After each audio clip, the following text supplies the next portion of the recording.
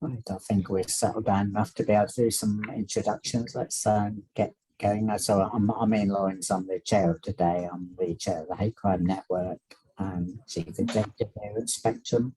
And I'm Leslie Long-Pyson. I'm the office manager at Spectrum. Next, Sam, would you introduce yourself? Hello there, everyone. Good to see you all. So yeah, I'm Sam Waddington. I'm the coordinator for the Southampton and South Hampshire Hate Crime Network, working at Spectrum Centre for Independent Living. Next is Bill. Good afternoon, I'm Bill Acharji. I'm a Quality Diversity Advisor at the University of Brighton, but I still live in Southampton. Next is Dave Shields. Hello, I'm Dave Shields, councillor for Fremantle Ward, previously cabinet holder for Stronger Portfolio. I was quite involved in helping to set up the network in the form that's in now and going from strength to strength. I want to give apologies. A colleague of mine, Councillor Matt Renyard, be joining us a bit later, but he's the new cabinet member with a strong responsibility for stronger communities. So he's the guy with the dosh, guys. So so he'll be with you later. Thank you. So it's lots of stuff going in the background. Hopefully it's not disrupting too much. Joanna, would you introduce yourself, please?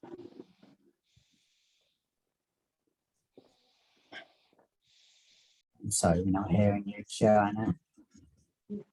Oh yeah, cool. Nice. Oh yeah, no, that's good. Do you face this way? Or, yeah, that's, thank you. Is it like small? I'm not sure we are. I'll come back to Joanna in a minute, if that's okay. Sarah Brightwell. Everyone, I'm Sarah. I work for Citizens Advice Southampton and I'm the project coordinator for the Advice in Southampton Partnership. Thank you. Beth Sparks.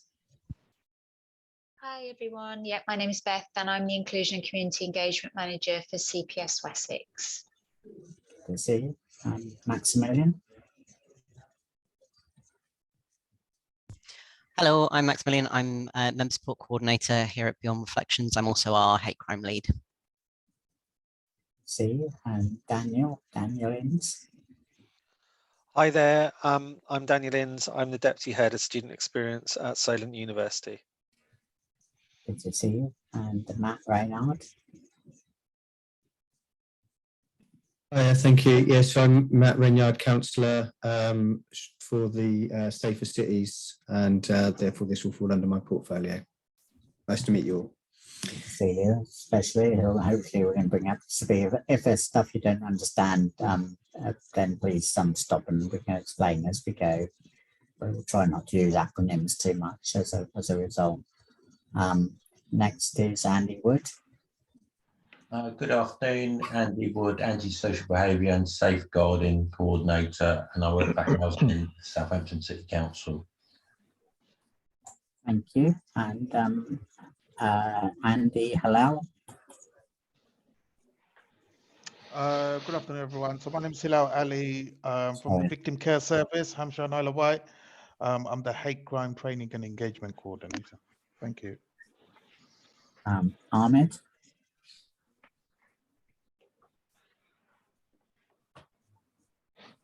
Yeah, apologies. Hi, everyone. Ahmed Sasso. I'm the Force Cohesion Officer for Southampton Police.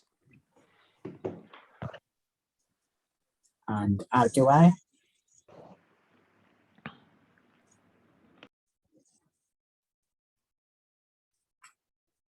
Abdulai, would you introduce yourself, please?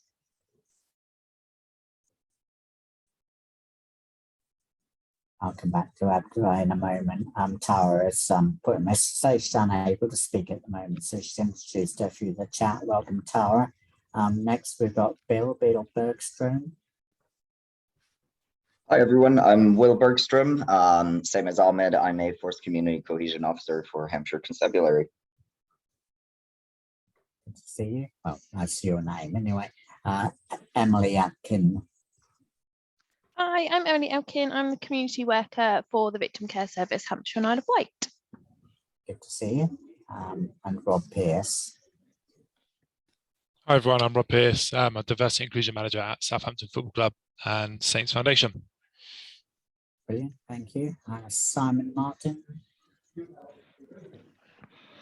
Hi everyone, yeah, Simon, I'm the Tasking and Coordination Officer at Southampton City Council within the Stronger Communities team. Great, nice to see you. We're getting there. It's Cara Lucas next. Hello, I'm also in the Stronger Communities team as a Community Engagement Officer for Southampton City Council. Hi, Malky. Yeah, hello, good afternoon. Malkeet Singh, I'm also a Community Engagement Officer for Southampton City Council. And Sky Lauren. Hiya, I'm the Community Coordinator for Violence Against Women and Girls at Southampton City Council. Good to see you. And Zoe Grant, I don't think we thought you on earlier. No, it's a bit late morning. No, afternoon. I don't know what day it is. I'm Zoe. I'm the manager of Breakout Youth who run LGBTQ+ youth groups in Hampshire, Southampton and White.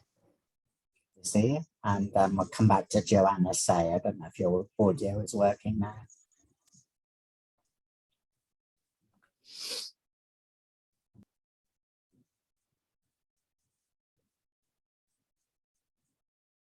I don't know that it is. Would you be able to say who you are through the chat feature if the audio isn't working, Joanna? Okay, so welcome for everybody here. We've got apologies from Linda Cook from the Youth Offending Service, Ranji from the OPCC, Parvin Dalmani from the Muslim Council of Southampton, and Leon Herbert from the NHS Trust. NHS Trust, that is. So welcome everybody today. If you need to speak, then either raise your hand or you see computerized, the features on Zoom, or just speak up if all else fails. So we're trying to deal with that through. So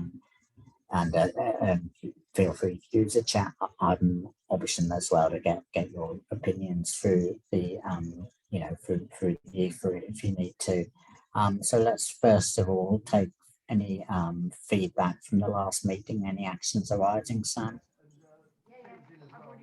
Okay, so yeah, I'm just going to go through the action points. Ian, if you can just give me permission to share, and then I'll put that on the screen. Do that now. Thank you. Hang on. Actually, I think you're the person with the oh, sure, yes. Apologies. Yeah, just bear with me.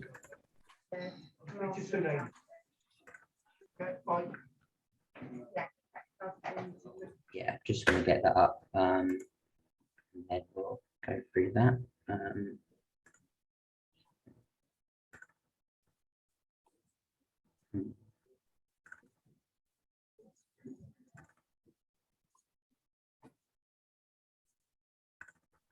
If you're having a problem with Sam, then just take it without putting it up on the screen. Yeah, just read us through it.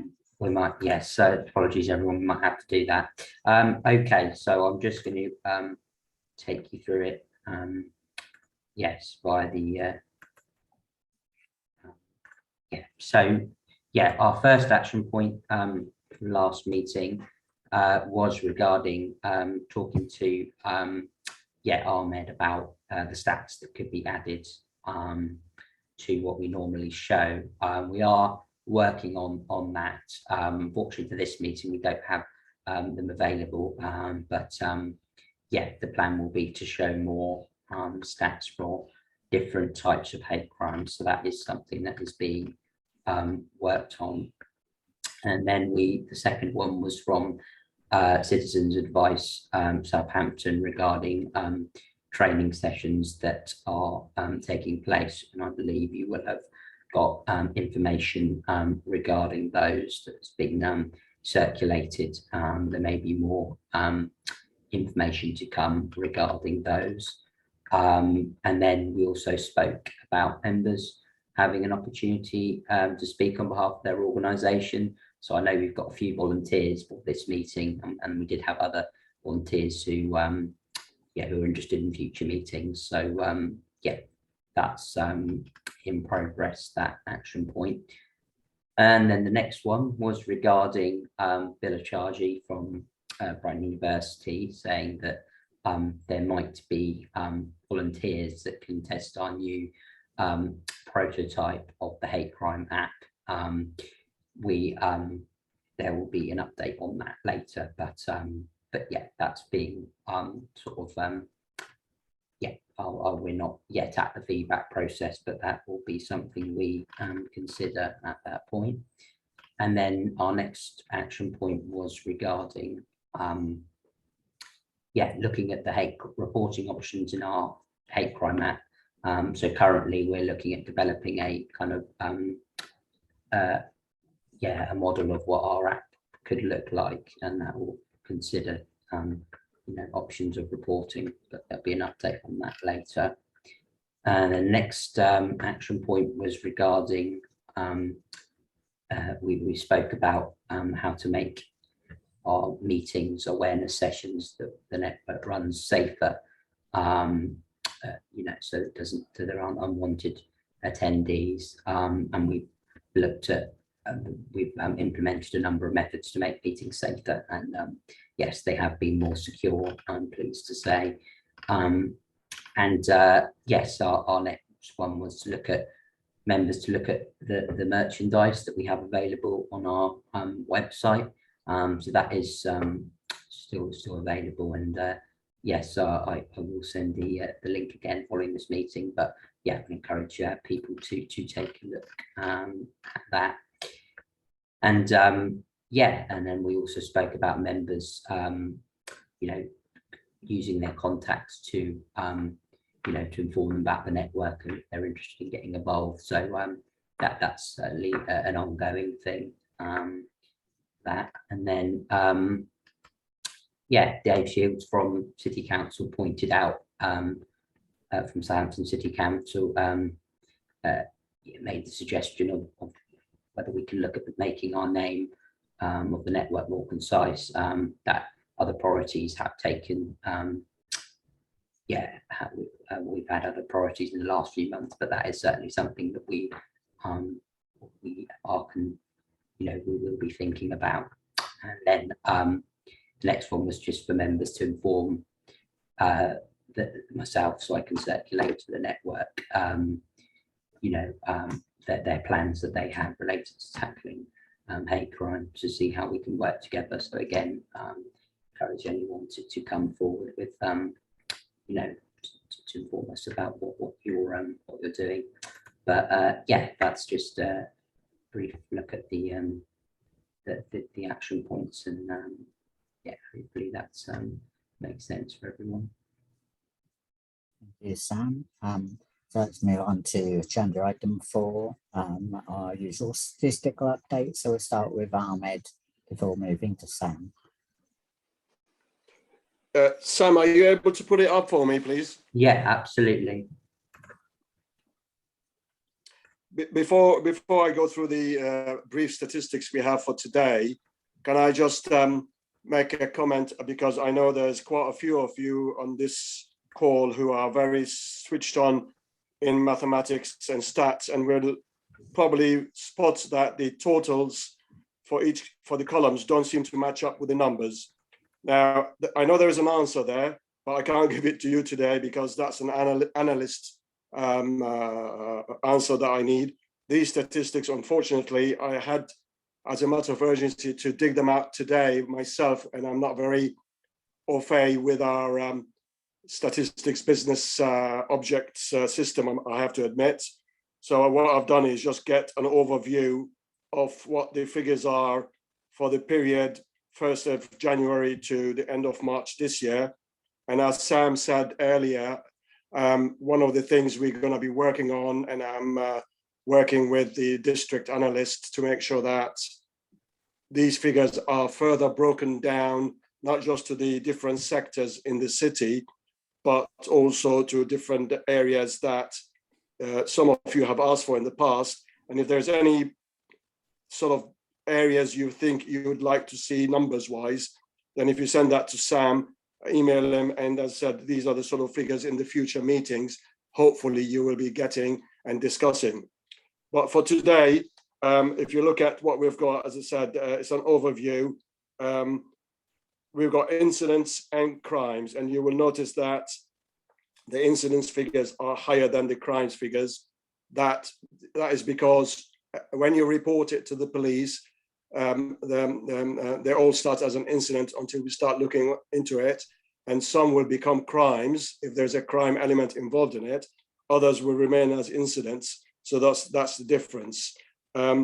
It's broken in the next section. It's broken down into the 4 sectors in Southampton. For those of you who aren't familiar with sectors, Southampton District Police is broken up into 4 areas. So you've got Southampton Central, which covers the Bargate and Beavers wards. So they are in relation to the council wards. You got the Western area, which is the Shirley wards. Northern area is your Portswood wards, and the Eastern is basically the Bitton and further into that area of Bitton, West End, and so forth. So that's how it's broken into. The last box is basically showing the total that we have recorded. And as I said, if you add those totals at the bottom with what figures in the middle, I'm sure you'll say to me, they don't tie up. They certainly don't tie up for me anyway. But as I said, apologies, I can't give you an answer today, but we will be sorting this out in more detail and further breaking it up to different things that people have asked for.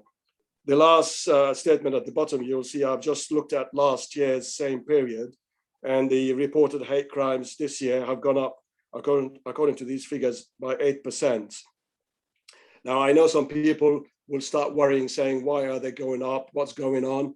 I've always said it, that there is no question that Southampton, as a district that's so diverse across the whole of Hampshire and Isle of Wight, is the most diverse, gets, unfortunately, sadly, a lot more hate crime incident taking place. But we also have, and this is very much due to the immense and hard work many of you do as members of this network. We have a network that a lot of people really work on a daily basis with their clients, their customers, and whatever, to encourage people when they come to talk to them about incidents they've experienced and realize that they are actually hate, to report them. And this is being done. And I know people will say, well, how can you prove it?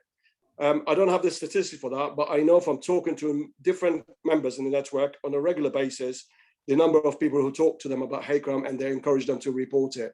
On that basis, I am more than comfortable to say you are playing your part in increasing the reporting in Southampton.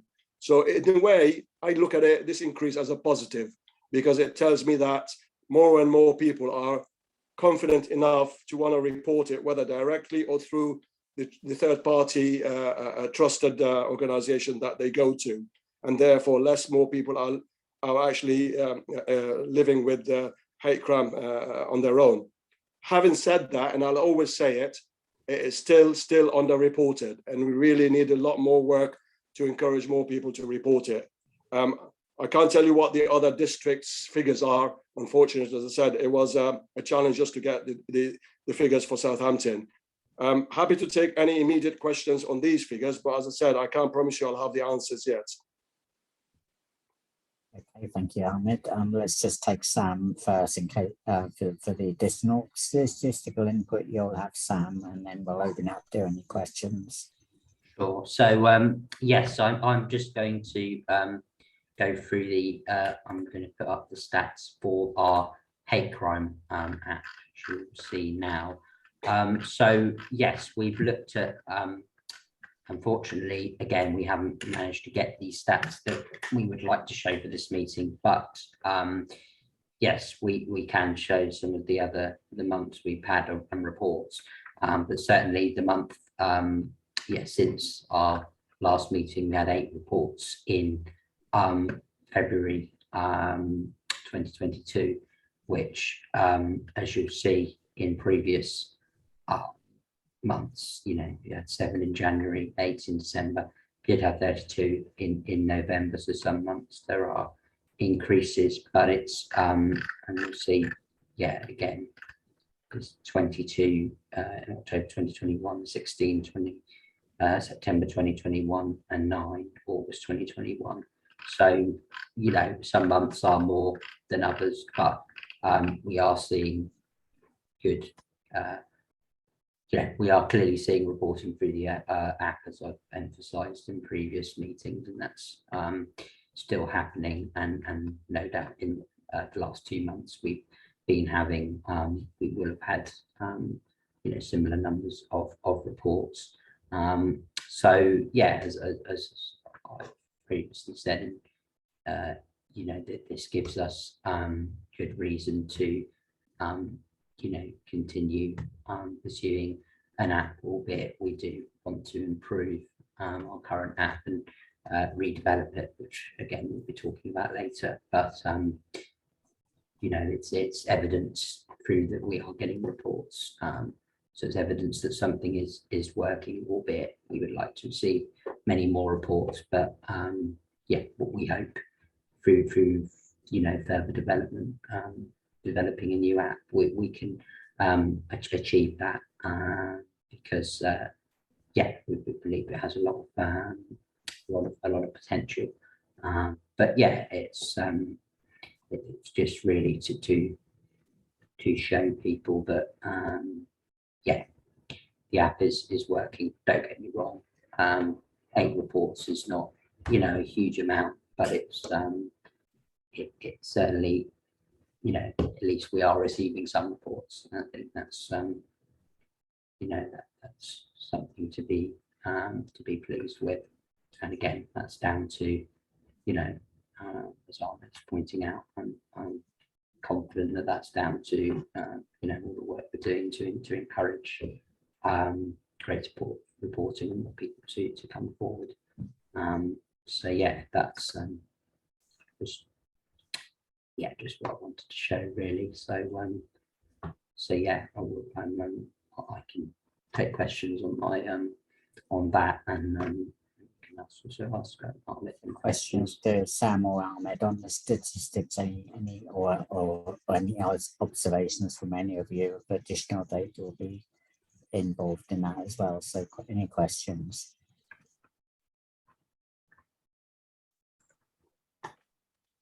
Okay, let's move. Ian, yeah. Ian, yes. Can I just say to everyone on this call, if after the meeting you suddenly think, oh, I wanted to ask that question, please don't hesitate to drop me an email. As I said, the meetings is not the end of our communication and our engagement. It goes on after the meeting, as you all know. So please bear that in mind. Yes, and likewise, we'll ask Sam to put those 2 sets of statistics out to everybody who's joined in the meeting. Hi Alexa, good to see you. Would you like to introduce yourself? Hi, my name is Lepsha Stojkovic. I work as a tenant engagement officer for Southampton City Council. Good to see you. And we've got. Sorry, I'm late. That's okay. We've just finished the statistical update, so that's where we are on the agenda.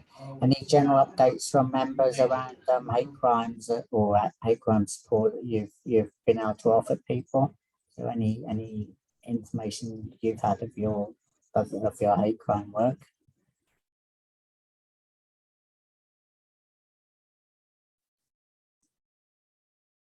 Okay, we'll move on to item number 6, which is talk from network members about their organisation. First of all, we've got the Southampton City Council and these, well, it's strong community teams in general, but particularly Sky, Lauren. Over to you. Hiya, sorry, I've had a bit of a faff this morning. I had to switch computers for the link. The other one wasn't uploading Zoom, and the other laptop had my presentation. It was all lovely and looked very pretty. So I'm just loading that up now on the other laptop because I'll use it as reference. And we're getting the boiler fixed downstairs as well, so I've just had to run downstairs. So joys from working from home. So fine. I will put my camera on as well so you can see me. Just 1 second.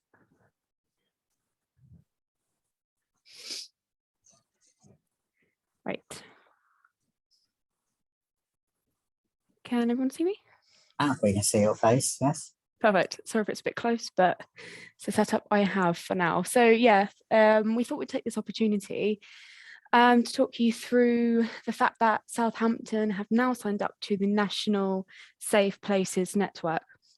And what that is, I will go through what the national network is itself, how that applies to Southampton, because we have had local schemes before, which I'm sure, it's a shame I can't show you because the presentation isn't working on this desktop, but yeah, I'm sure you're all familiar with the Safe Places logo. It's orange and yellow, and it's got an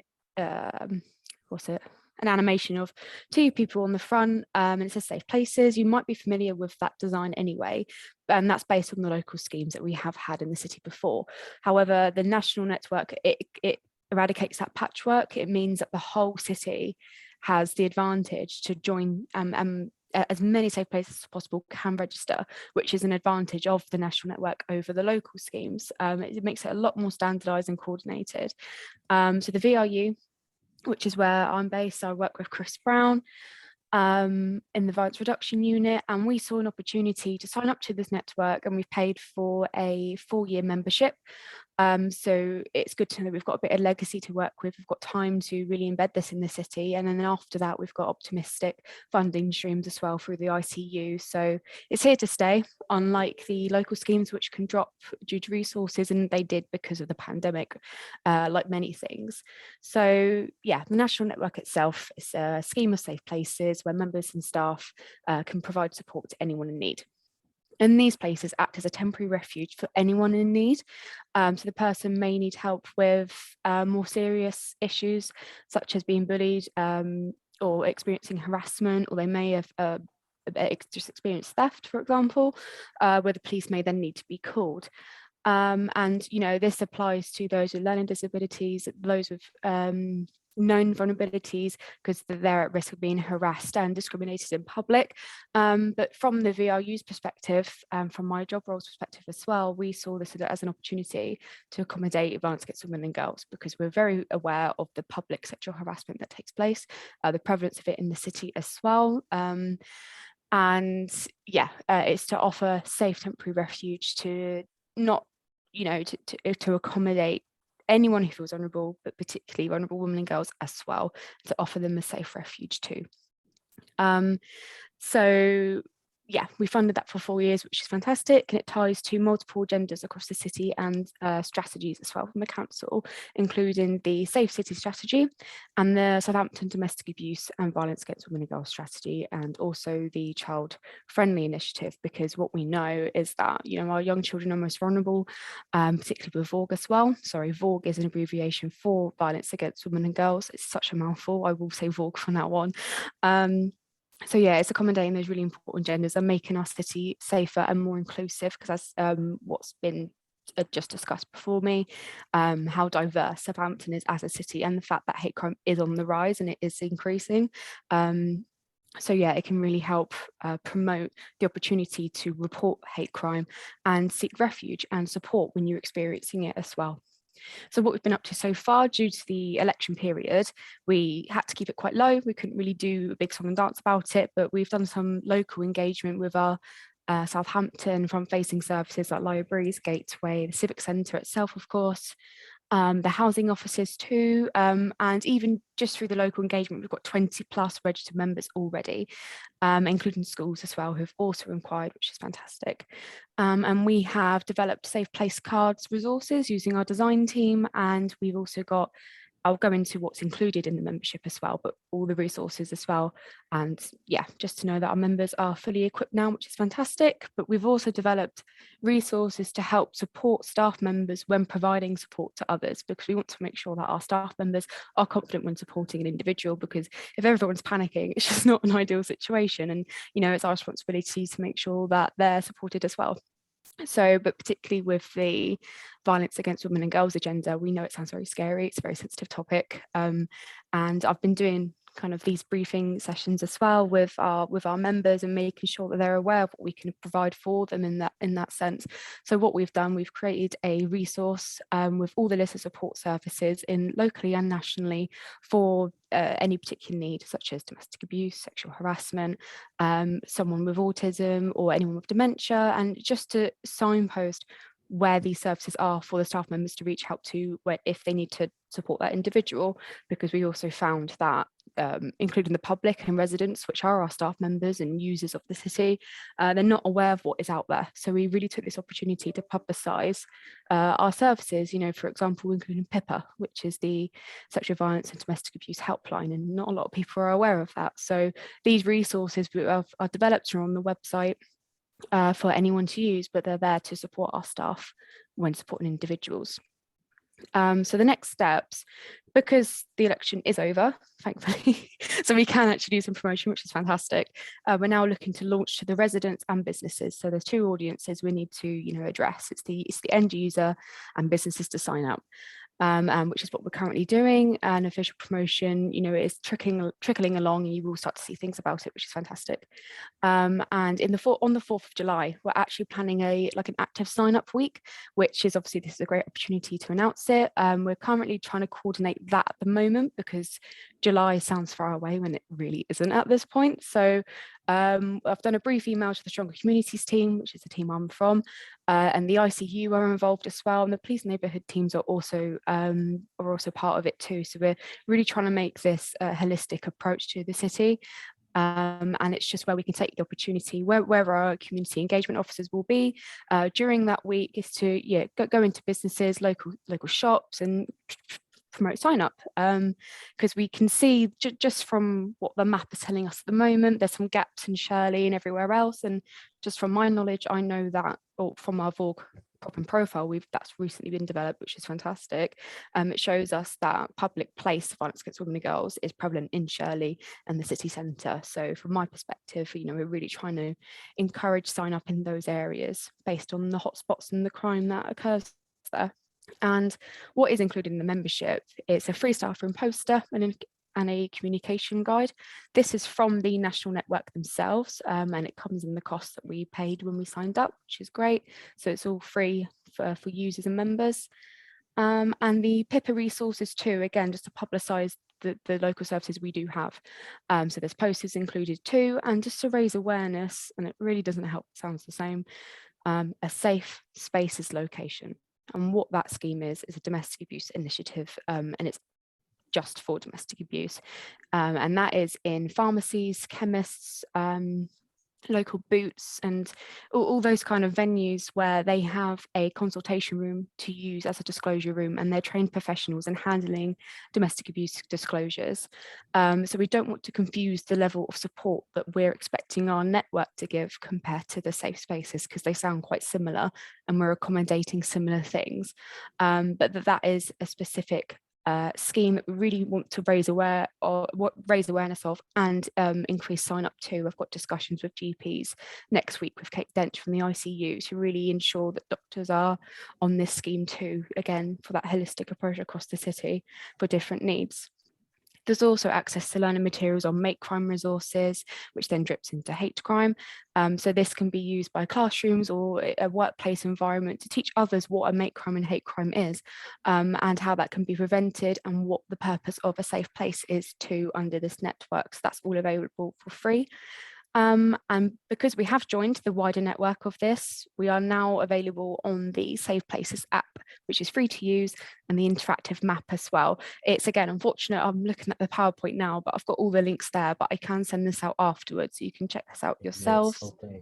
Yeah. And we've also designed, like I mentioned earlier, safe place cards where individuals can have access to, and like accessible buildings in our included in the membership and not as well, because we want them to be presented in our libraries receptions or in the civic centre reception, which they are.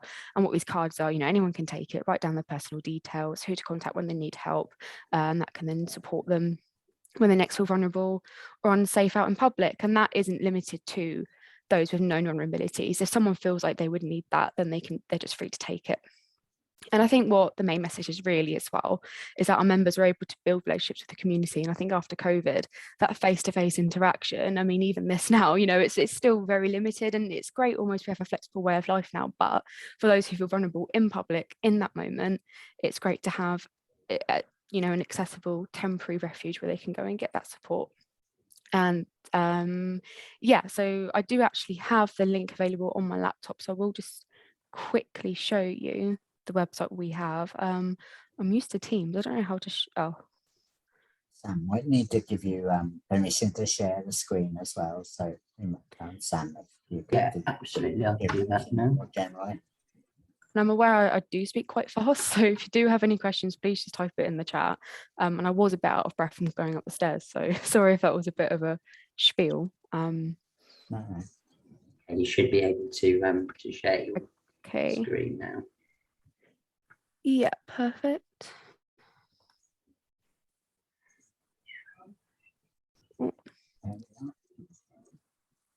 Can everyone see that?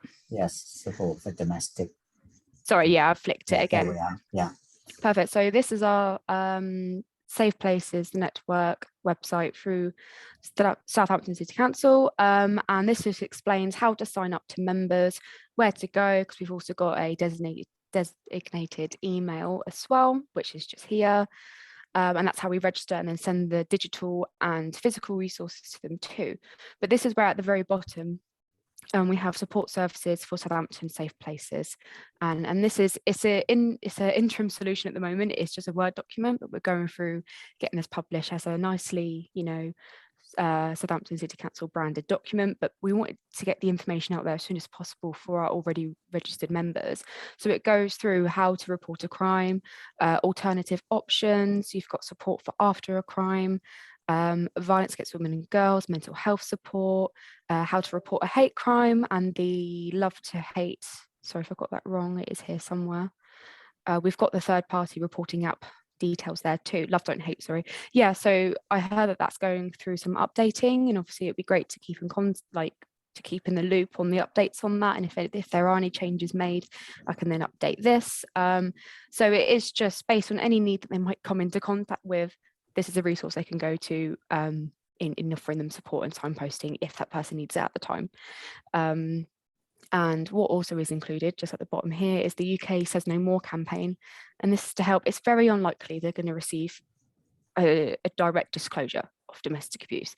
And it's also not what the scheme is designed for. However, I think it's quite good to read the tools and the techniques that it has here on how to respond, because it can be applied to any sensitive situation anyway, such as sexual harassment and public violence against women and girls, which is what the scheme is addressing. So, you know, listening without judgment, you know, not victimizing, you know, it's very transferable skills that they can use. So I think it was just useful to include that link on there too.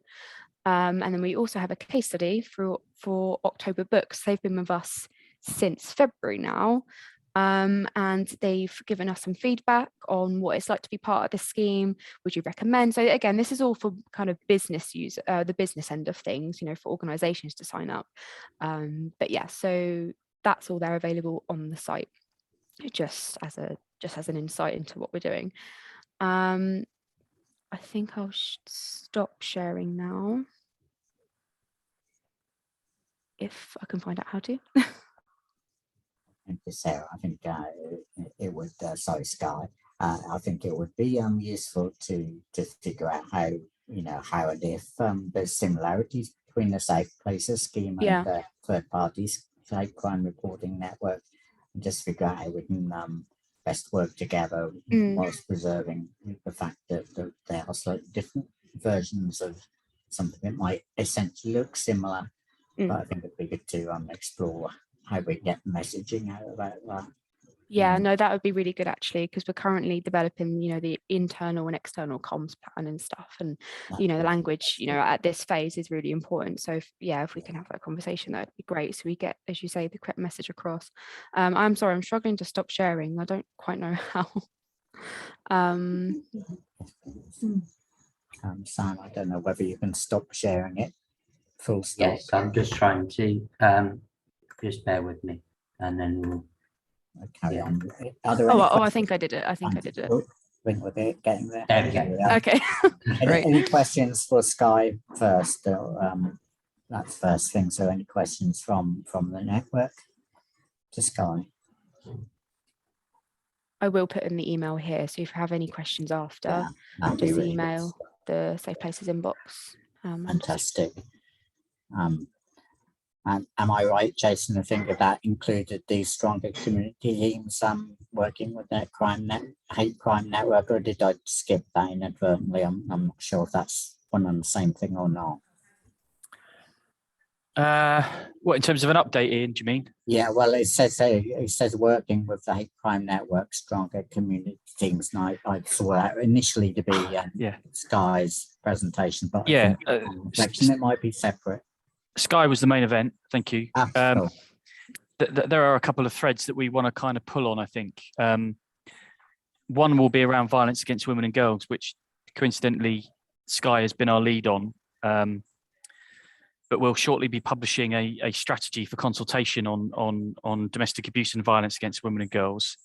I raised that here for obvious reasons. It's something we'd appreciate your input to, but also there is this question, isn't there, about whether misogyny should become a feature of hate crime. So we look to see what will come of that in future. I mean, essentially, we are trying to get to a point where we can offer clarity to anybody in any situation where safety can be, whether it be reporting things, whether it be going to a place, whether it be talking to somebody, whether that be as a result of violence against women and girls, whether it be as a consequence of hate crime. So we're just making those small marginal steps towards that. As a council, we are unashamedly talking about violence against women and girls as a gendered crime. It's male violence against women and girls we're talking about.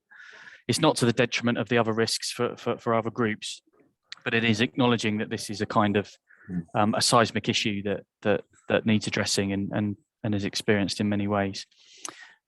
And then the final point is we're pleased to have contracted yourselves, Ian, for another 2 years. I know it's not the level of funding that you would hope for based on what your costs are, but we're pleased to just be able to formally say, having grant funded you last year, that we're in that place. That's good. You were the only provider because you were the only ones of the quality that could deliver what we want locally. But yeah, it gives us a little bit of breathing space to think about the long-term sustainability. Yes, I think that, on behalf of the network, we are very grateful for that continuing support, both financial and in actions as well. I'm very grateful for that, and talk a little bit later on about the more general debate around funding. Let's move to Sarah Brightwell, update around CAB activities. Yeah, thanks, Ian. Just a couple of very quick things from me, really. Firstly, to let people know that we have a new advice service manager in post, Adrian Cooper, who was previously with SARC. Hoping to get him along to one of these meetings at some point. So just to make people aware, he might be working with us directly. The second thing is that we are experiencing incredibly high demand. So if you are signposting people to citizens advice, we do recommend that you have a look at whether any of the other advice in Southampton services might be appropriate, just because people will have difficulties getting through on the phone. And also to signpost people to the National Citizens Advice website, which has got lots and lots of self-help information. Now, kind of following on from that, I know last time I talked about our advice first aid training. I just wanted to take this opportunity to promote that again. So we are funded to offer that training to BAME and LGBTQ+ groups.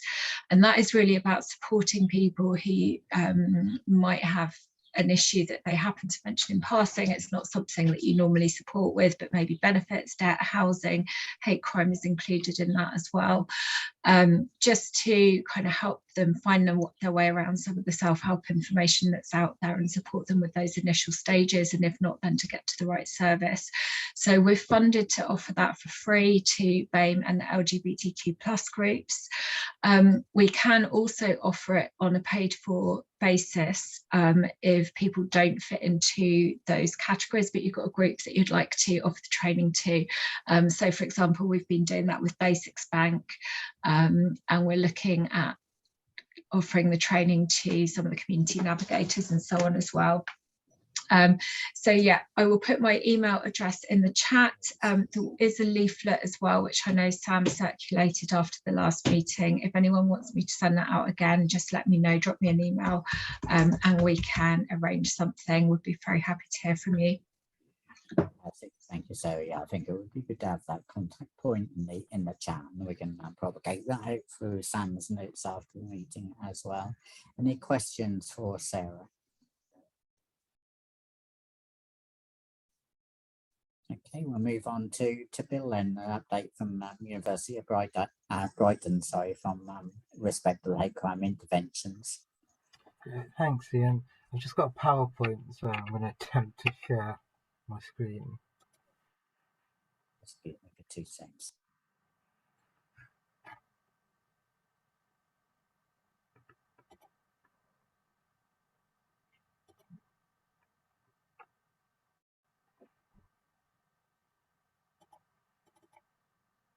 Can you see that?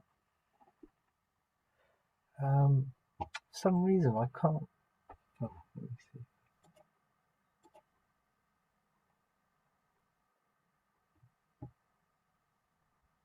Has that come up on the big screen? Yeah, we can see it, Bill.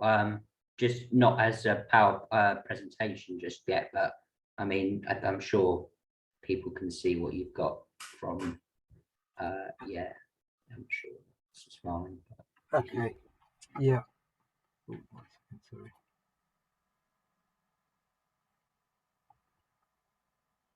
Oh.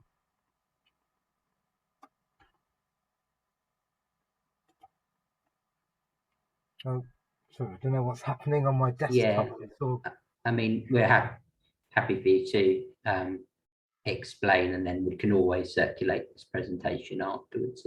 Yeah, sure. That's easier. Just going to turn off some of the things on my. Okay. I can see it okay. Can you see that? Yeah, it's there. Okay. Good afternoon. My name's Bill Acharji. I'm an Equality and Diversity Advisor.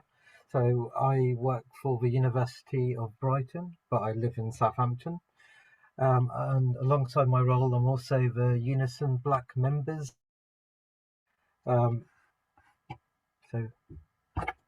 Hi, everyone. So into this session, I'm just going to go through some of the different interventions that we've implemented at the University of Brighton, which is slowly making some difference. So I'll explain why race equality is important to the University of Brighton, what our students think and say, talk a bit about the Race Equality Charter, which is a higher education accreditation to support anti-racism, and also just talk you through some future developments at the university as well. So why is race equality important to us? So over the last 2 years, we've seen quite a heightened awareness of racism and racial inequalities that persist within our communities, and especially the higher education sector. So for example, we have the attainment gap, which is the disparity between white students achieving higher grades compared to BME students, and that's across the country, not just Brighton. COVID-19 has also affected many members of the BME communities, also really highlighting and demonstrating racial inequalities in our health provisions that we offer. We've obviously seen a rise of hate crime, certainly for members of East and Southeastern Asian groups, many of them staff and students across UK universities. I know Dave Shield mentioned Professor Pen Wang.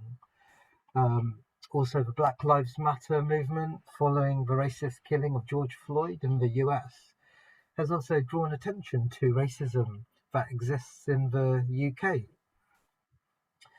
So we know racism is not a new issue. The Equality and Human Rights Commission produced a report in 2019, which actually highlighted the sector-wide prevalence towards racial harassment on campus, where half of the academics and professional services of colour reported that they were being excluded from career progression opportunities, specifically because of their race. So in order to acknowledge all of this, we must also acknowledge that institutional racism and systemic issues are a sector-wide and societal concern if we are truly to bring about meaningful change.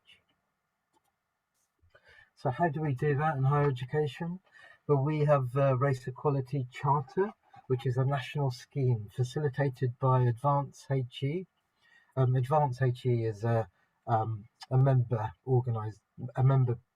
organisation within higher education, and they aim to improve the representation, progression and success of BME staff and students within higher education.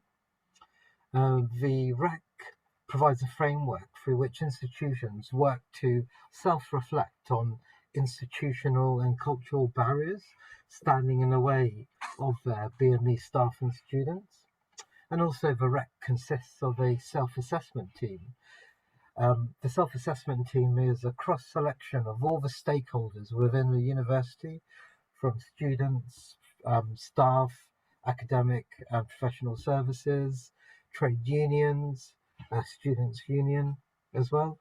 And they basically undertake a deep evaluation of the university's processes, protocols and behaviour to identify any racial inequalities.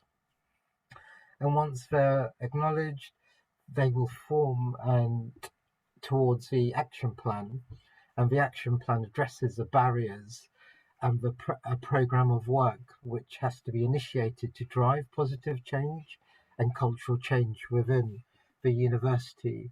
And I can say that the University of Brighton was actually one of 20 institutions to achieve a Bronze Award as well back in July 2019.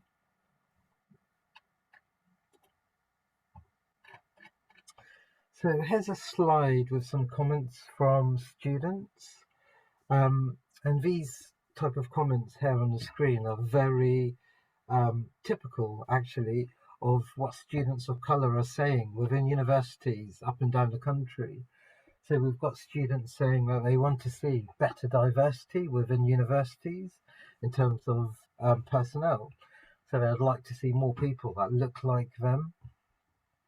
And also how sorting out issues within universities that people of colour experience shouldn't just be for the BAME community to work on. It should be a sector, it should be everyone within the organisation. And there's a comment here, you can see that student made that when he did have an academic and staff who looked like him from the same background, it gave him a sense of comfort, because he could talk about his academic issues, but also issues that are affecting him personally. So in order to develop an action plan, these are the sort of questions that we had to really get our heads around within the university. So which people belong to the university and which do not, which individuals identify the most and easiest access to positions of power, and which don't, which people does the organisation cater for most, or least, or not at all. And we looked at things like the internal hierarchy, where we noticed actually a lot of our senior managers were white males, so there are various interventions which were implemented to address that. And also another key question is, how can these be changed or challenged? So are the right processes and protocols in place? If not, how can they be developed, monitored and evaluated?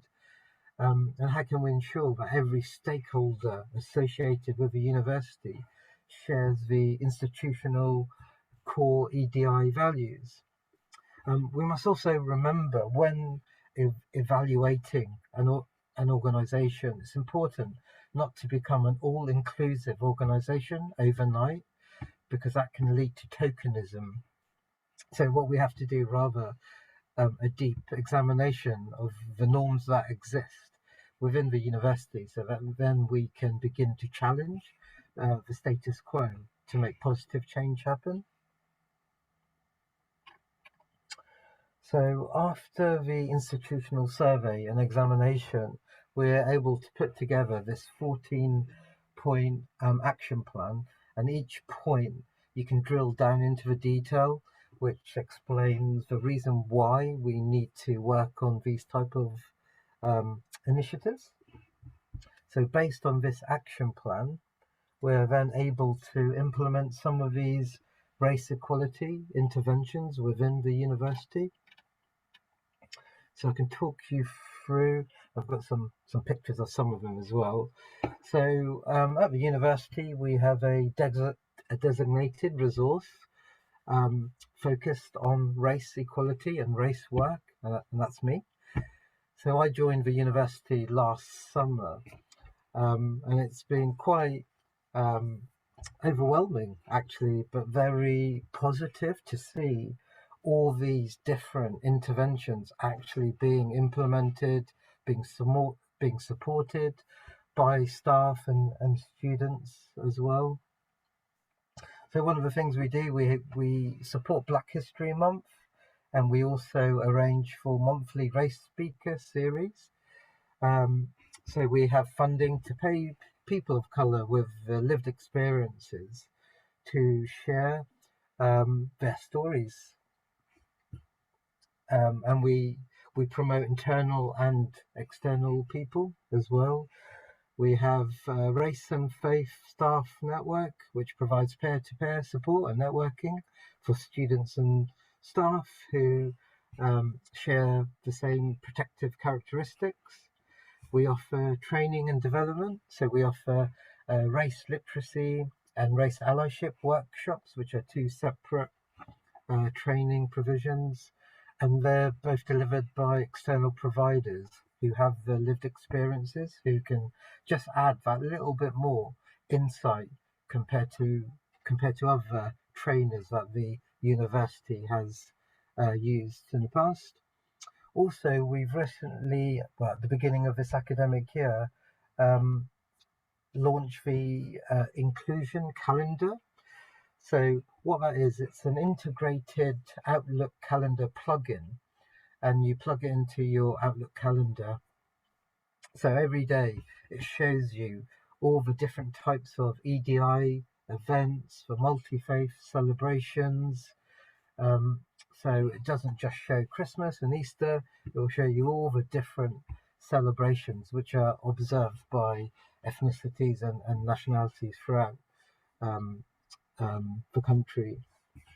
Also, we've recently launched a inclusive language guide, because we recognize language can be fluid and language is also always evolving due to political, cultural and social movements. So therefore our inclusive guide ensures we use the most appropriate and suitable language which uplifts rather than marginalizes communities. And I'm just going to show you some examples of some of the things we've also implemented. So we've just launched a anti-racist toolkit using Padlet. And what this is, it's an A to Z of all the different considerations and detail and information that someone needs to know about or learn about in order to support anti-racism within the university. So things like activism, allyship, anti-blackness, and it goes on to Z, A to Z. I talked about Black History Month. So this was one of the first projects I worked on when I started working at Brighton last year. and we're always given a budget to pay people of colour as well, which is something which is totally new to me, which is really positive. So an initiative which we run for our students is the Identity Mentoring Match Programme. So we know that mentoring can be a real catalyst for personal and professional growth, helping students to reach their potential. And the feedback I showed you earlier from students showed us that they actually lack that sense of belonging because they do not see people that look like them on campus. So the Identity Mentoring Match Programme matches students with a mentor or a professional person affiliated by their skin colour, background, heritage, or a shared experience of being racialised. And that's proving to be a really popular scheme with our student base. We also support decolonising the curriculum. So it's a key part of our approach in creating an inclusive learning and teaching environment for all. We understand decolonising is a complex and it's an ongoing process which is strongly connected to the university's commitments to anti-racism. This begins with the recognition of the impact of British and Western European colonial history in shaping our curriculum, our pedagogies and structures of universities. And how we actually achieve this is through a program called Inclusive Practice Partnership Scheme, which is a university-wide initiative, and it empowers students to work collaboratively with staff to review the curriculum. So they do this through diversifying, decolonising their modules, the content, and even how it's delivered on things like representation of racial, ethnic, or cultural identities in curriculum content, in resource materials, reading lists, and also to review and evaluate if there are other ways that the subject could be structured or delivered. So some future developments I can share with you. So at the moment we have a bronze award for the Race Equality Charter. In view of all the great work that happens in Brighton, we feel quite confident to pursue the silver award, although in order to go for silver we do have to make further intersectionality approaches, so that's something that the university is working towards. In 2020, after the Black Lives Matter protests, the university arranged for staff and students to meet online in a anti-racist forum. So it was an open forum to have open discussions on issues affecting staff and students. And due to the success of that, we have these forums annually, every year.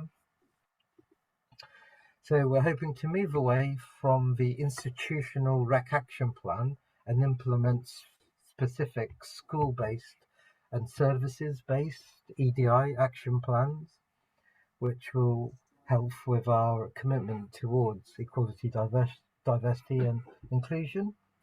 Also, we're working on a fair recruitment and equality panelist scheme. And the reason we're doing this is because we've noticed that we don't have an issue of receiving applications from Black, Asian, minority, ethnic people. But sadly, these groups are not being shortlisted. The ones who are being shortlisted aren't getting the jobs at the end.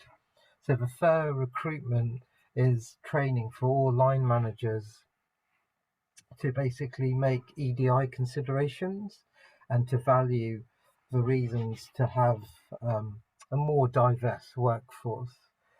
And one way we're hoping to achieve this is by implementing the Equality Panelist Scheme, where we will have equality experts within each recruitment panel who are there specifically to review and make sure EDI considerations and approaches are always met and considered.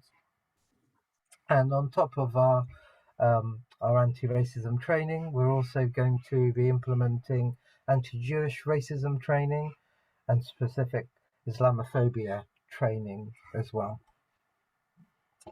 And then just thought I'd end on Angela Davis's quote, which kind of summarizes the University of Brighton's ethos and commitment towards anti-racism. Great, that's it for me. Happy to take questions if anyone has any. Thank you, Bill. Certainly answers on a nice quote there as well. Any questions to Bill? Be good, Bill, if we could, if you could post the presentation through to Sam so we can get it out to the network. Matt first. Yeah, no problem. Matt, a question? Yeah, thank you, Ian. Cheers, Chair. Thank you, Bill. Great presentation. I've got a couple of questions, really. The first one is that this all looks really, really fantastic. I'm wondering how much of your experiences you're likely to be sharing with other outside bodies, particularly universities. Obviously, from a Southampton perspective, we've got 2 here in Southampton. It'd be really good to watch how this progresses and have some of that learning shared, I think, across the university sector.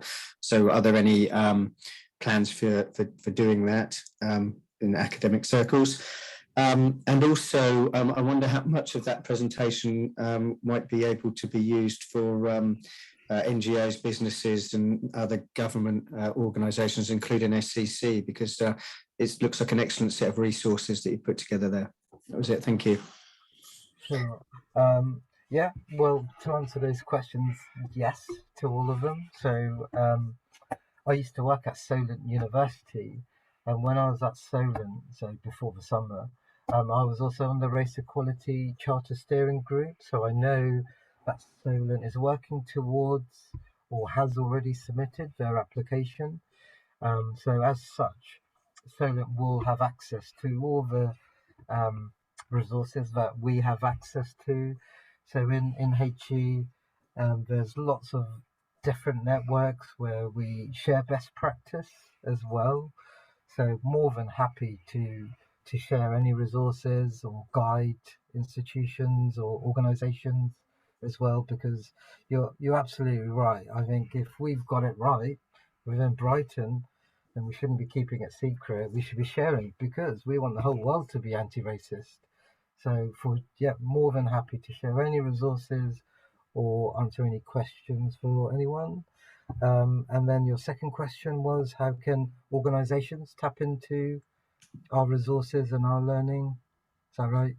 Yeah, can that be expanded outside of the education sector? Yeah, so I believe Business in the City is also running a race equality charter for businesses.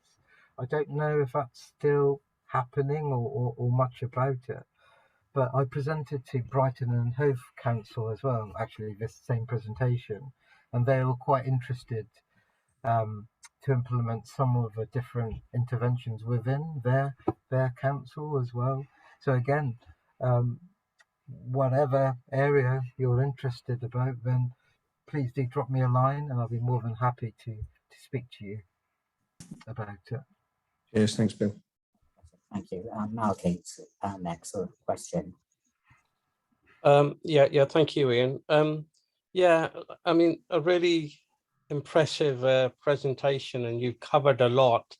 But for me, the question I wanted to ask was that, although on the back of Black Lives Matters, the issues around racism, discrimination, and imbalances and inequalities towards BAME communities has really taken a really big platform.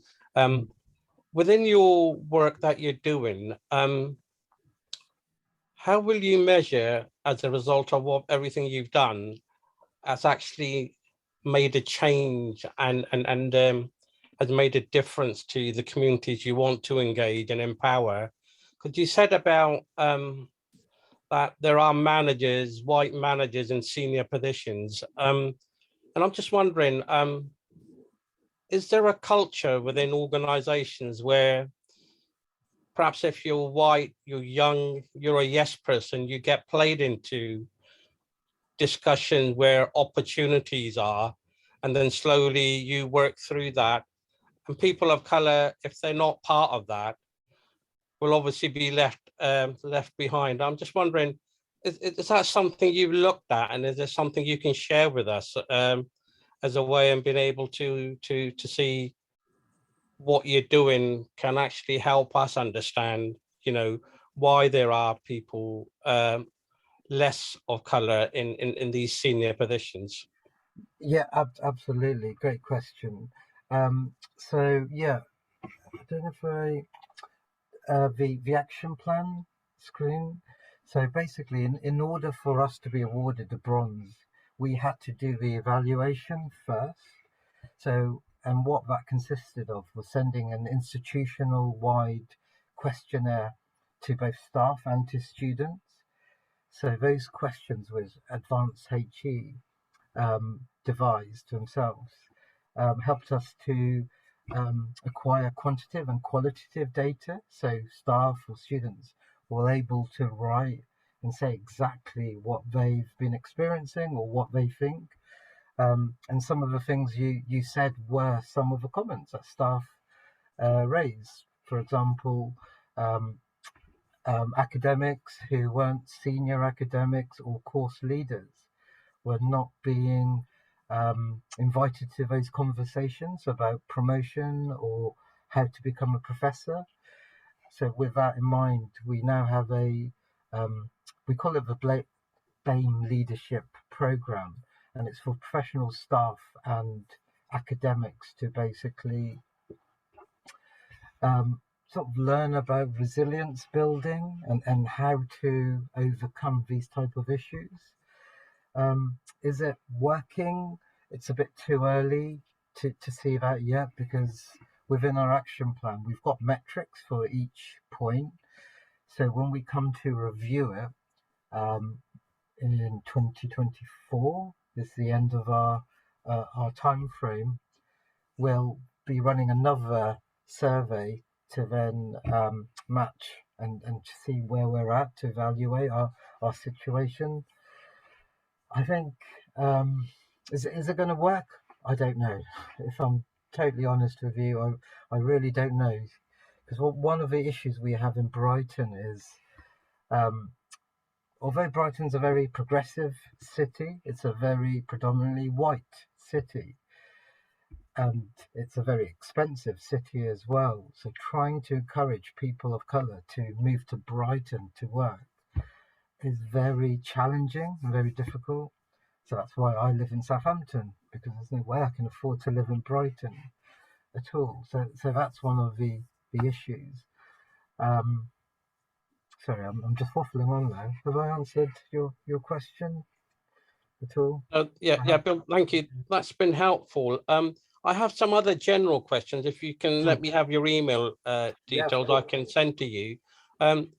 Certainly around when we say we have people from different sort of nationalities within our organization, for me, it's about trying to understand the added value they bring in terms of their knowledge around their culture, their traditions, because they are part of the way they live their life and they engage with the wider community. I mean, I've got some general questions that if I can email you, just to sort of broaden my personal understanding of this subject. If I can send that to you, that would be really helpful. Yeah, of course. Just on that point, actually. So we've got the cultural connections, which is like a forum where people from different cultures can just post facts about their culture, which is proving to be quite popular. And it's aimed at anyone, just to add some insight or knowledge about their culture. But yeah, I'll put my email address, Malky, and please email me. Yeah, no problem. Great, thank you. Any more questions for Bill? Okay, thank you, Bill. And certainly, I think it would be good for the network to carry on working with you and developing and learning from both Brighton and what's happening around Southampton as well. So certainly champion that in knowledge. Obviously, working in Southampton beforehand will be very invaluable for us working out how to learn from what other areas, particularly Brighton, is doing. And I know the network has spoken to Brighton, other areas, Brighton about establishing a hate crime network. We've talked about that in the recent past. Hopefully that will happen at some stage in the future. Certainly it'd be good to continue to work with you. Item 7 on the agenda, supporting network members. So is there anything any of you need or would like the network to be doing that can help you to do your job more easily? That's what the question, what the item is about. So anything from anybody to guide us in terms of how we support you?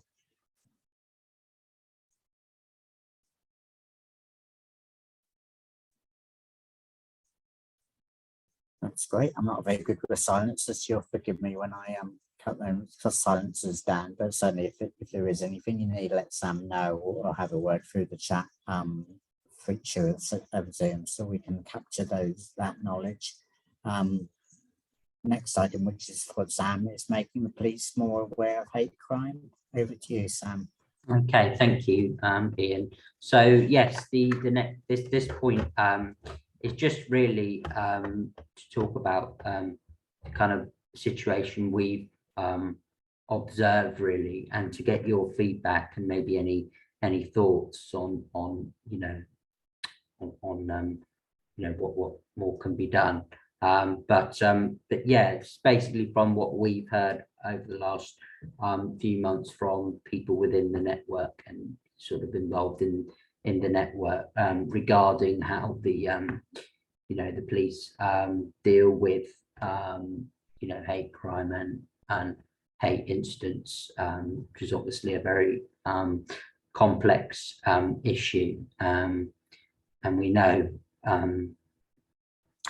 awareness can sometimes be an issue, and even amongst the police, we've had comments from various network men, people who've reported hate crime or been involved with the police, that there is potentially, don't get me wrong, it's not a criticism or an issue that applies to everyone, but certainly we've observed that there perhaps needs to be more awareness around hate crime amongst the police, so that the right actions can be taken, and essentially victims can be supported in the right way, and that kind of that's things we've noticed with different areas of the police as well, and that's not just me saying that today, that's from comments that we've had. So I mean, I and I know we've got Ahmed and Will here today, so if there are any contributions you'd like to make, then that's fine as well. In fact, I think Ahmed's got his hand raised, so we'll go to Ahmed and you can explain a bit. Yeah, thanks for that, Sam. I mean, I am assuming, and I could be wrong, correct me if I'm wrong, please, that you're referring to every so often we get a member of the public who quite rightly are unhappy with how they have perceived the police have dealt either with their inquiry or their report in relation to hate crime, and they've come to you. And you, as far as I'm aware, you've always raised those things with me, and we've taken it to the right channel to look at what's happened and where actually we can actually reassure the individuals. If that's what we're talking about, well, we've got that in the system between yourselves and us anyway, unless there's other things that you're aware of that I am not aware of. I think what the point that was raised by some people was about the community support officers maybe not having maybe potentially the right information to give, or a lack of understanding or knowledge around, or enough of the knowledge around hate crime and the kinds of issues in order to, to support people in the right way. Yeah, I think that was sure. Now, I fully understand that. And again, all I could say is, if these situations arise and you become aware of it, it's always useful to get that feedback at the time so we can follow it up, rather than just a generic, say, PCSOs, because like every big organization, some are better than others in the way they deliver the service. And then I'm pretty sure there will be some colleagues who potentially their knowledge is not as good as it can be, and therefore we need to know that, so we can then within the organization see what we need to do to improve that knowledge. I mean, Will, do jump in if you wish about the training sides of hate crime. I know it's an area that the organization is constantly looking at.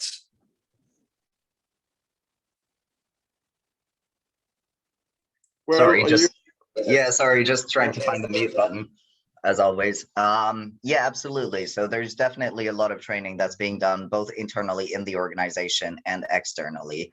And we've also had a review of our intranet pages at the moment.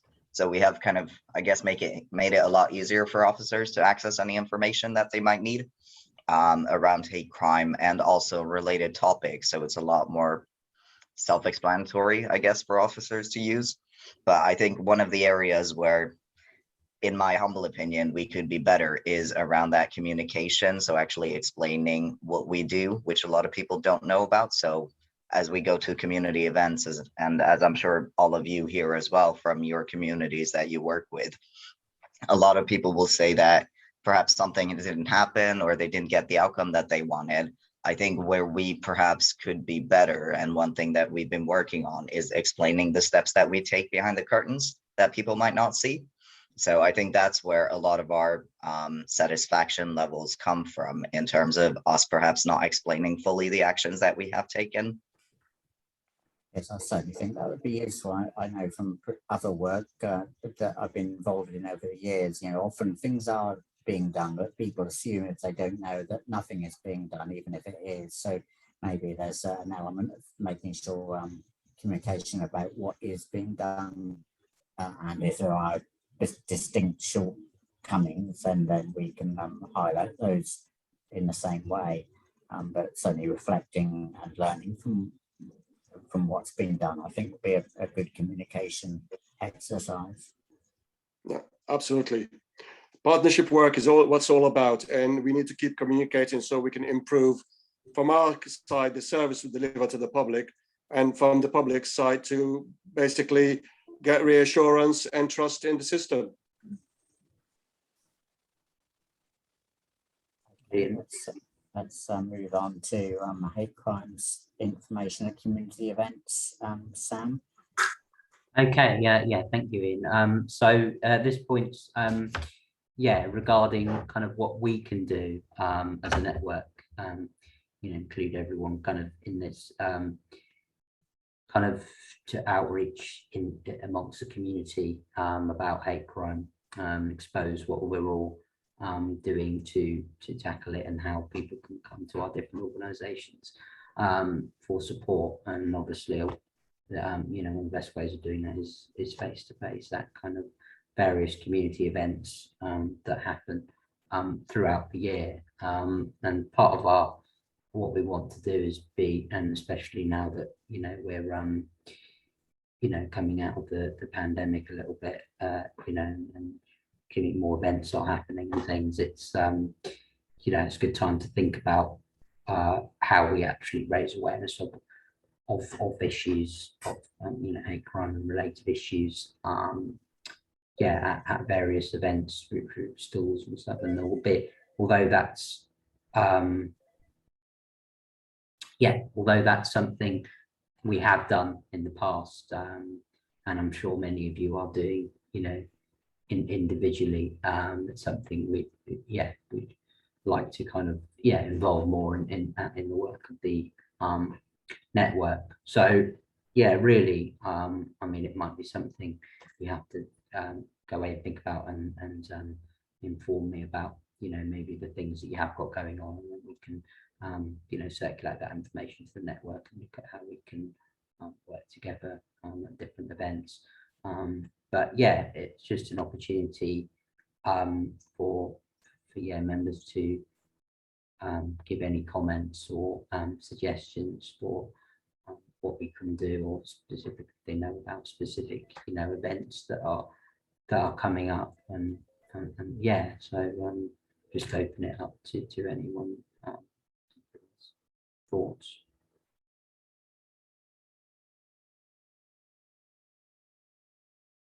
Yeah, I mean, yeah, no, it's no problem if you haven't got anything to say at the moment, but I think yeah, the plan will be, I think what we're trying to do is, you know, create more of a calendar, more of an agenda for, you know, what we can do amongst the community. I'll be explaining in a few points time about our recruitment to expand the network, which is an exciting thing, and that means we will hopefully have more time to attend these events. So yeah, the plan will be to put kind of some sort of calendar together. So, you know, encourage everyone to kind of come forward with their suggestions, and then obviously, you know, by raising awareness of this, and you know, that can hopefully benefit your organisation and raise awareness of what you're doing. Each of your groups and the good work that you have going on. So so yeah, no, I think that's it for that point. Partly about being aware what community events are growing around. Obviously, it's growing organically at the moment from you know, from the COVID low base. So being aware where those events are, and both individually as network members and collectively. So hopefully we can get that communication flowing in both directions, and then figuring out how best the network can make sure it can have a presence at those events.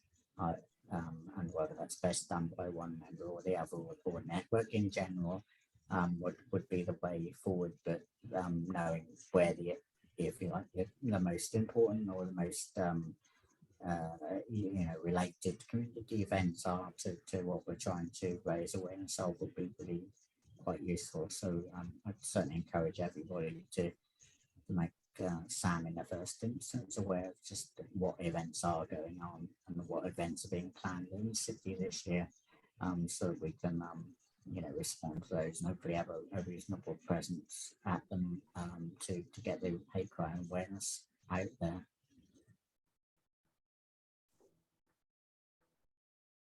Let's move on to item 10, which might be much similar, I think, but so raising awareness of issues of hate crime related to your work. So ideas from members of what we could be doing to raise awareness outside of what Sam's talking about with community events.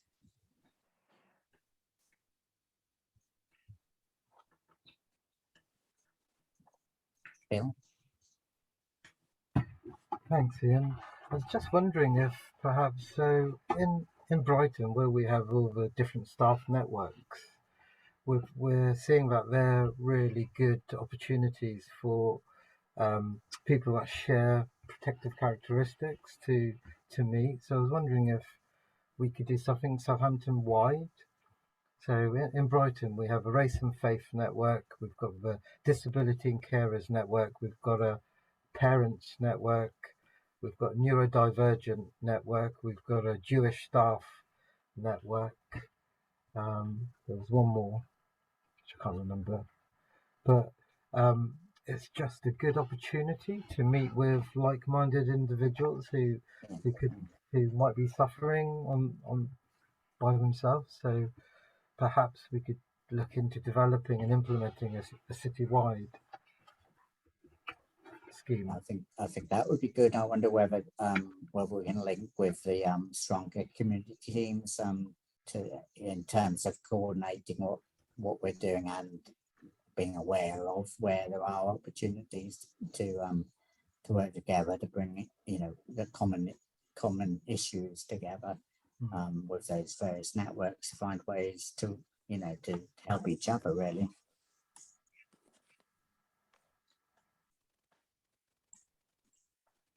And I know Jason and I are talking about how we can bring hate crime more strongly into the South City Partnership work, so that's linked as well. So I think that's something we can explore together as we figure out how to get the hate crime message out there. Okay, item 11, nearly at the end of the agenda. Item 11 is talking about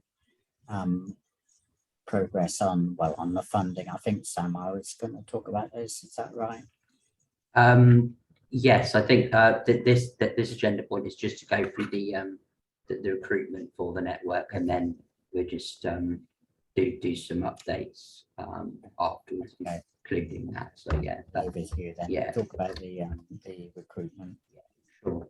Okay, so yeah, this is rather positive news that we talk about now. As I said before, we've been thinking about how we can make sure we get our work, consider the priorities for tackling hate crime and similar issues, and yeah, focusing on hate crime and as well as the similar issues that are just as important, and making sure we continue to raise awareness and step up that work as well. So what we've done, or what we've been doing over the last few months is, we've recruited a administrator for the network. My role as the coordinator will remain, but there'll be someone else involved in the network, who will communicate, and they'll be doing a lot of the background roles for the network, including updating our various systems. So hopefully, you'll have more up-to-date information, and information that's easier to access. And essentially you'll get more information more regularly, and that'll in turn, there'll be more space for me to work with the network in coordinating, what we're actually doing to raise awareness at the different events, for examples, and various other, methods. And there's a lot of good ideas for the network, and sometimes you don't have time to really focus on those. So that'll be, there'll be time for that, and we can, also make sure, that there's real, we can make sure that, consider, for example, the support mechanisms that we've got in place to, like the Hate Crime Act, for example, and really make sure that that's as good as it can be and as effective as can be. And we'll also be working on getting better statistics, as we've spoken about before. But certainly, I think it's good that we've expanded the people involved in the network, and this person will be working alongside myself at Spectrum. But yeah, I'll kind of do a formal introduction as we, this person has not started yet, but yeah, it will be within the next month, and yeah, so just wanted to give an update on that. But yeah, if there's any thoughts or comments on that, happy to take those, or to email me afterwards.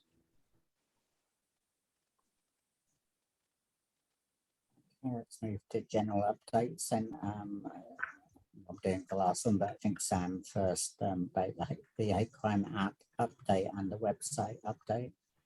Okay, so yeah, I just wanted to really tell people what we've been doing, what the network's been doing since the last meeting regarding the app and our website development. So as I may have spoken about before, we're looking at not only developing a new app for reporting hate crime, and finding information out about hate crime. We also want to develop a dedicated website for the network. As you'll know now, we have a website.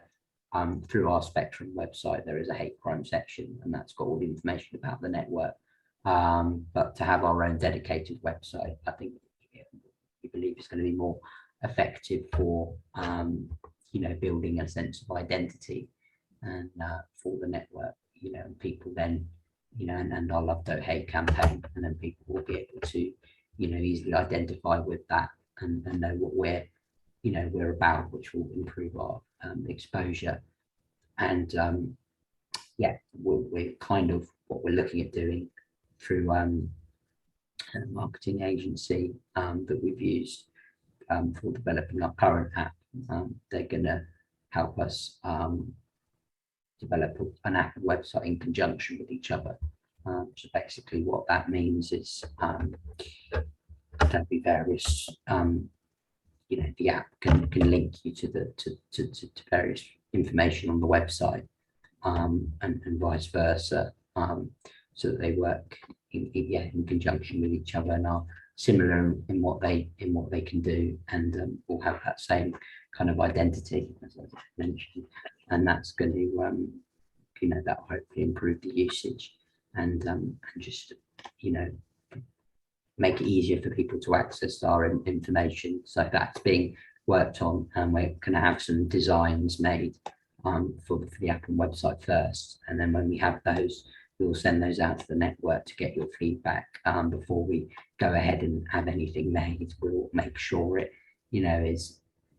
make sure the network can contribute to what we're going to offer. So that's that update. We'll let give people a chance to ask questions on these at the end. But so the next one was on working with local schools. I know that our feedback from the network has been people have said how important this work is to really reach out to young people and about hate crime and the seriousness of it. And we've been working with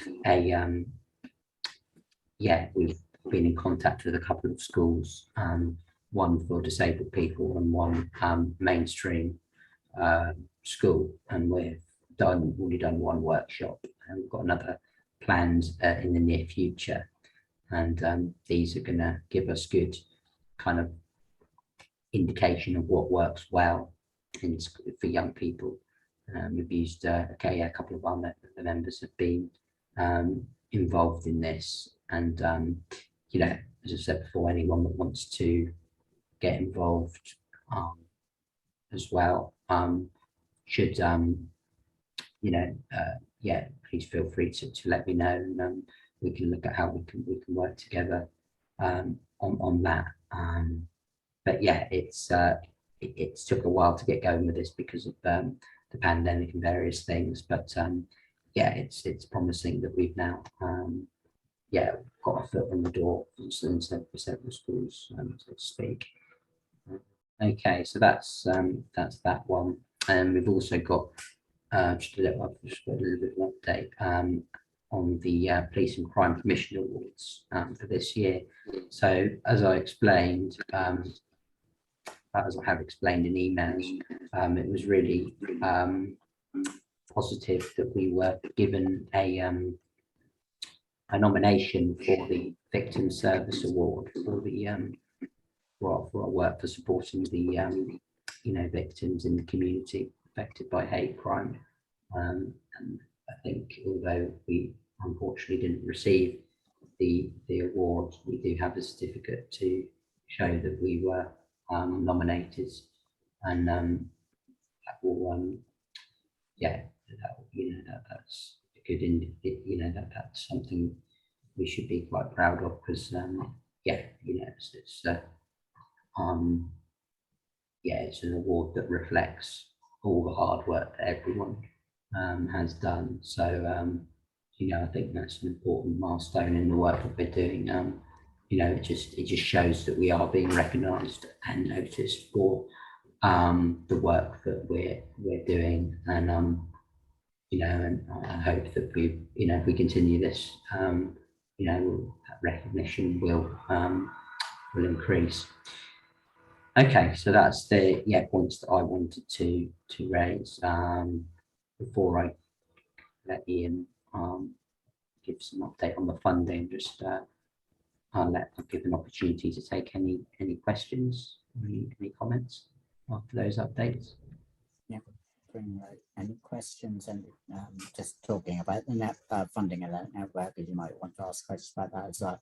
So just briefly, thankfully we've been able to secure 2-year, long-term, 2-year plus 2 years funding, both through the City Council and the Office of Police and Crime Commissioner. So that's really good. We've been able to get enough net funding together to secure the network's future for certainly the next 2 years, and probably longer period than that. So credit to everybody securing that.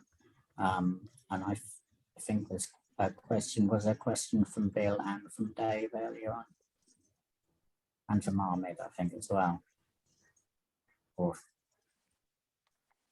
Yeah, I don't have a question, Ian. What I was going to say is Sam was really shortchanging himself. Although he was nominated, he actually did come up as runners-up. So he was basically almost there for the award. So we did more than just be nominated, Sam. Well done. Yeah, definitely. Thank you, Ahmed. And there's a certificate to go on the wall shortly. We're just getting it framed at the moment. So that'd be quite an accolade for the network and for Sam's work within that. Bill, I think your hand is up. Oh, that's an old hand. Sorry, forgive me. Sorry, no, okay. Yeah. So let's move on to any other business. I'm particularly keen on Maximilian's comments earlier as well on the chat, so bring that in afterwards. But firstly, let's move to Dave and reflecting on the punishment passed down the courts through Professor Wang's sentence early on last week. Yes, I just wanted to, it was obviously widely covered in the press that these 2 of these thugs were given custodial sentences for their assault on Professor Wang. I mean, at the time, we'll recall, it did generate quite a lot of publicity, not just local, but I think it was national and international. And Chris Hammond, as leader of the council, was having to put stuff out on TikTok or whatever it is, and 5 million people in China were seeing it. So I do think it was important, and I just wondered what learning points, reflections there are from other partners about that. Obviously, we've got some form of justice, but it's still a shocking event to have happened on our streets, and it's something we don't want to see repeated.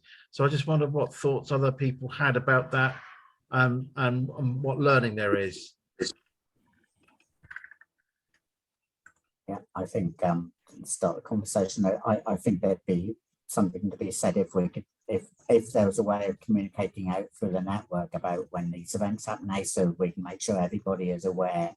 But then if as in the case with this, there is a need to use that as an opportunity to raise the issues, then we should certainly be bringing that to the network to be a communicating mouthpiece about these big issues of common interest that we've all got together that may pass 1 or 2 of us by. If the network's not bringing that to our attention, I certainly think that would be the case in this particular case. That we need to make sure that we're all aware of it and discussing whether there's a need for a more organised response from the network.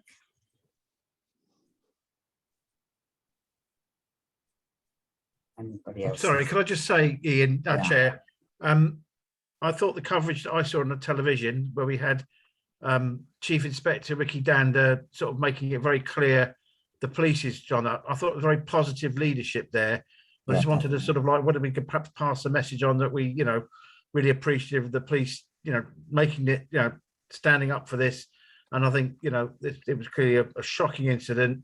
And we all need to be sort of like be standing up and counting that, and so there's no room or place for that here in Southampton. And yeah, we should just make sure that we well, I'd just like to share that message with the police through the network. Certainly, I think there'd be an opportunity with cases like this in the future for the network to be saying much the same thing in public, because it was very quiet about this particular instance. Would be an opportunity to A, raise awareness, and B, talk about the issues wider than the individual in this particular situation. Ahmed. Yeah, no, all I was going to say in response to in addition to what Dave has also mentioned, is that this whole thing came to a positive conclusion because of a lot of partnership work as well. I mean, the police, while we have responsibility for investigating these crimes and taking them to the criminal justice, to CPS for consideration to take them to court, we work very closely with other key community partners like the Chinese Association, Stand Up to Racism Group. The only thing is, I would say, I know it's easy for me to say it than for the public to say, well, it's not good enough or it needs to be quicker. I know at the start, a lot of people thought, well, things are moving very slowly. Unfortunately, police investigation work on crimes and evidence for those crimes, and to put them together, it takes a while. It takes the system is the way it is set up.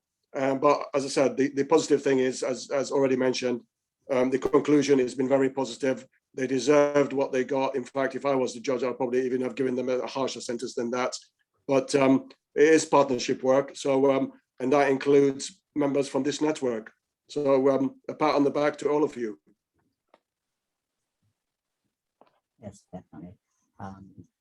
Okay, let's move. The other AOB I was really following up on some Maximilian's comments, which I think are very sensible on the chat. So in essence, I think that's about how what can speak for yourself, Maximilian. But I'll just do the headlines of. I think it's what can we do to make sure we know what low level hate crime is going, where people might not want to report it formally or through the police. Is that right, Maximilian? Yeah, just because we have people who are not reporting because they think nothing's happening, but they're not reporting because they dislike the police. So how do we maybe encourage them to say, well, even if you don't want us to report it with your name attached, trying to get it into the stats without just going, but stats are good. Yeah, and I don't know, Sam, whether you can come, but I believe that with this hate crime update, then certainly having an option of picking up that background anonymous instant reports rather than hate crime reports through, the formal police mechanism is part of what the app, I believe, is hoping to capture in the future. Is that right? Yeah, that's essentially the issue. That's an issue we've had with the app. People don't want to use it because it made people have to give their personal details. Yeah, we're going to make sure that issue is solved in the developments to hopefully make people more likely to use it, knowing that they don't have to. They can report anonymously through the app should they wish. So yeah, that's the plan. But as I said, there'll be some designs made for the app, looking at that kind of aspect. So yeah, I think that'll be an opportunity for yourself, for anyone to give feedback on that particular issue. I think we're bringing the hate crime out, kind of wireframe mock-up of it to a future network meeting, just to make sure we are including those types of people that we'd all find quite useful. I think, am I right in saying Ahmed was asking a question earlier on? Is that right? Quite recently. Great, Ahmed, over to you. No, are we now onto any other business, Ian? Yes, we are. Yeah. Have you got something? Okay. No, I don't have a question as such. I just have a plea to everyone. As I'm sure everyone is by now aware that Southampton, our city, is now beginning to receive refugees from Ukraine. And so far, thankfully, the message, the support out there is all very, very positive, and long at last like that. But experience tells me that there will always be individuals in our communities who will sooner or later will be targeting this new community of refugees that the city is receiving. So my plea is to everyone, please, if you are aware of any issues or you're working with this community and hear them talk about things that you think, oh, that's concerning, and we need to let either the police, the council, who are doing a huge supporting work with them, please let us know so that we can actually then, as partners, as I always say, work together to make sure we can deal with those issues at a low level before they become more critical. So it's just a plea, so bear that in mind to everyone, because that's a new community that will need a lot of support from this network as well. And certainly, it's one of the strengths of the network is to make sure, you know, if anybody is, I can't know it will happen. So when it happens, you know, aware of it as a network more quickly than we might otherwise be aware of it. So please, intelligence out there, and please, you know, propagate that through the network so we can, you know, we can be aware and do something, you know, have something to say about it as well. I think, okay, any other businesses? Okay. If there wasn't any other, that's fine. If there wasn't any other business for anyone else, yeah, I just wanted to just mention something. As everyone will have seen and will know, we have done in the last 6 months or so several awareness sessions on different types of hate crime and related issues that all of our different members have particular interest in, and we're continuing to do that. And the plan for those is to kind of focus on issues that aren't, you know, obviously we've got the 5 strands of hate crime, but we kind of want to expand that and make sure we're focusing on all different types of issues. So yeah, you know, one of the things we're thinking of potentially is sort of hate crime in the workplace, or you know, but there might be other issues that you think are not necessarily related to hate, not necessarily, you know, about hate crime per se, but to you know, associated with it. You might feel that an awareness session, you know, running that on behalf of the organisation, I think is worthwhile. So if you do think of anything or have any particular interest in an issue that you think would be relevant for us to do some sort of you know, work with you to do some presentation or, you know, session on, then do get in touch with me, and I'll be happy to help you know, help put that together. I can see you've got your hand raised, Matt. Yeah, I just wanted to say at the end, close of the meeting, if we're at that point now, thank you ever so much for everybody for your input today. It's been great listening. Unfortunately, I've got to dash now. I've got another appointment, but it's been a pleasure to see you all and meet you all, and I look forward to working with you over the coming year. So take care and thanks a lot. Cheers. You're welcome. And I think that's pretty well it for the day. Just to highlight, the next meeting is on Tuesday, the 23rd of August, from 8 till 12. Sorry, let me say it again, from 10 a.m. till 12 a.m. Sorry, I don't know where I got the from. It's not on my notes at all. From 10 a.m. till 12 on the 23rd of August. So that's next Hate Crime Network. And Sam's putting out information, you know, email information separately about these different awareness raising sessions. So that, you know, you're encouraged to join those when they're relevant to what you do. Thanks everybody for joining today. I wish you a good end of the day. Thank you.